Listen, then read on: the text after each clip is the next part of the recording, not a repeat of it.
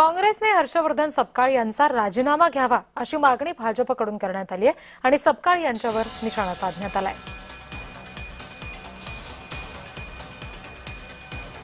व्हिम्जिकल माणूस प्रदेशाध्यक्ष मी माझ्या आयुष्यात पाहिला नाही आणि पुढे होईल असंही वाटत नाही। त्याच्यामुळे छत्रपती शिवाजी महाराजांशी समकक्ष बोलणं या मूर्खपणा आहे। खरं म्हणजे थोबाड फोडलं पाहिजे अशा प्रदेशाध्यक्षाचं शिवभक्तांनी। म्हणजे आपली टिपू सुलतान हा धर्मांध होता आणि छत्रपती शिवाजी महाराज यांची तुलना कशी काय होऊ शकतं? काँग्रेस कार्यकर्त्यांनी जाब विचारला पाहिजे। मी तर म्हणेन की काँग्रेसने राजीनामा मागितला पाहिजे। शिवाजी महाराजांचा अपमान हर्षवर्धन सपकाळांनी केला। टिपू सुलतानची बरोबरी छत्रपती शिवाजी महाराजांसोबत करणे खरं तर